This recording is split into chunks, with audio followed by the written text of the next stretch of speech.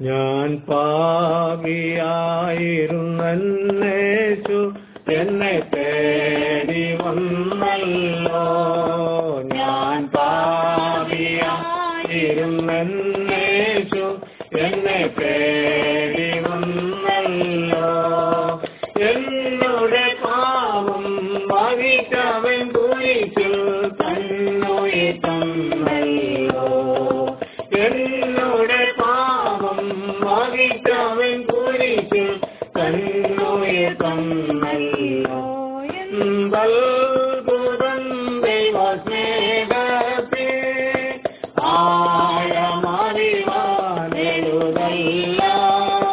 സങ്കടത്തിൽ താങ്ങി നടത്തും കൺകൃപ തരുതല്ല. സങ്കടത്തിൽ താങ്ങി നടത്തും കൺകൃപ തരുതല്ല. ഏകാംബരമ്പോൾ പഠിച്ചുവപ്പ ഇരുന്നെന്നുടെ പാപങ്ങൾ. ഏകാംബരമ്പോൾ പഠിച്ചുവപ്പ ഇരുന്നെന്നുടെ പാപങ്ങൾ. കർത്താവതുഹിമ സമമായി മാറ്റി കൺപ്രിയ മകനാക്കി. കർത്താവതുഹിമ സമമായി മാറ്റി കൺപ്രിയ മകനാക്കി. എന്തൽഭുതം ദൈവസ്നേഹത്തെ ആഴമറിവാനെഴുതല്ല. സങ്കടത്തിൽ താങ്ങി നടത്തും കൺകൃപ തരുതല്ല. സങ്കടത്തിൽ താങ്ങി നടത്തും കൺകൃപ തരുതല്ല. കർത്താവായ യേശുക്രിസ്തുവിന്റെ നിസ്തുല്യ നാമത്തിൽ എല്ലാ പ്രിയ ശ്രോതാക്കൾക്കും ക്രിസ്ത്യ വന്ദനം അറിയിക്കുകയാണ്. ഇന്നത്തെ നമ്മുടെ ചിന്തയ്ക്കായിട്ട് 1 തിമോത്തിയോസ് 1-ാം അധ്യായം അതിന്റെ 15-ാം വാക്യത്തെ ആസ്പദമാക്കി നിങ്ങൾ ഏതു തരത്തിലുള്ള പാപിയായിരുന്നു എന്നുള്ളൊരു ചിന്തയാണ് വർത്തിപ്പാൻ ആഗ്രഹിക്കുന്നത്.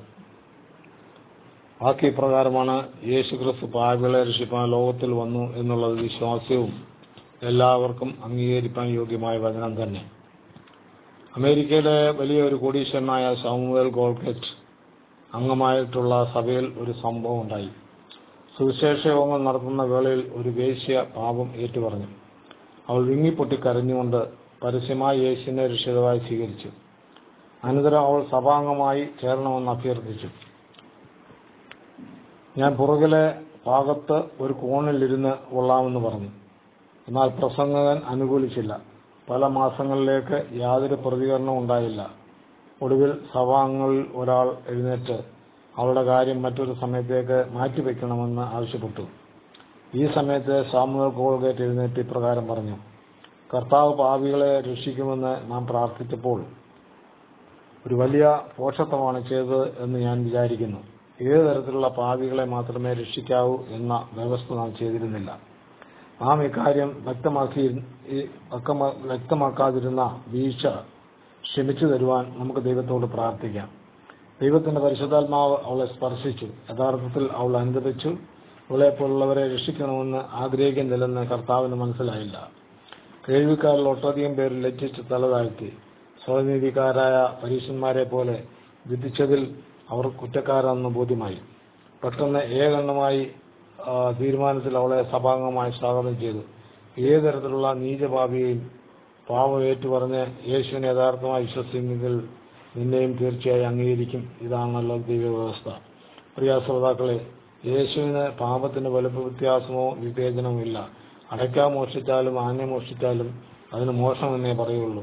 ദൈവവചനം പറയുന്നത് നിങ്ങളുടെ പാപങ്ങൾ എത്ര രക്താംബരം പോലെ ചുമന്നിരുന്നാലും അത് ഹിമം പോലെ വെളുപ്പിപ്പാൻ യേശുവിന്റെ രക്തത്തിന് ശക്തിയുണ്ട്. പാപത്തിന്റെ വലുപ്പ വ്യത്യാസം യേശുവിന് പ്രശ്നമല്ല.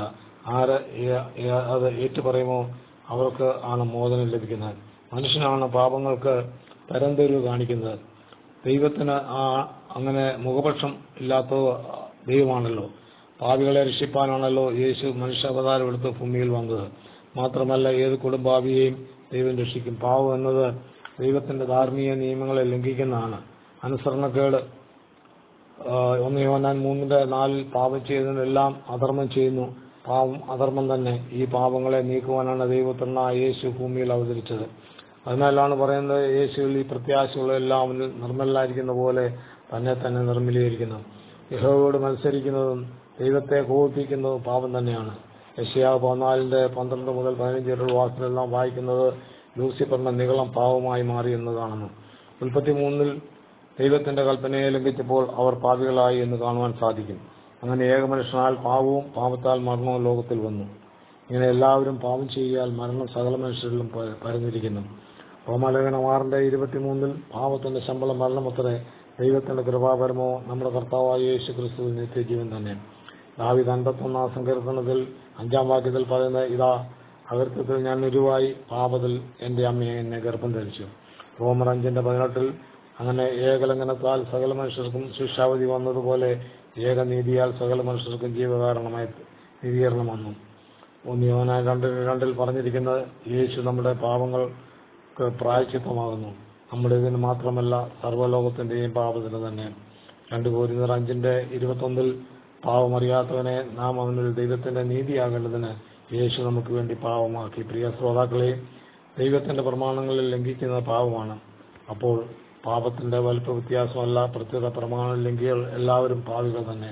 എന്നാൽ ഏത് പാപക്കറകളെയും കഴുകി ശുദ്ധീകരിക്കുവാനും യേശു ക്രിസ്തുവിൽ കൂടെ പാപമോചനം പ്രാപിച്ചെടുക്കുവാനും എന്ന ഏക ലക്ഷ്യം മാത്രം ആയിരിക്കട്ടെ. ഏവരെയും ഈ ചെറിയ അനുഗ്രഹിക്കുമാറാകട്ടെ.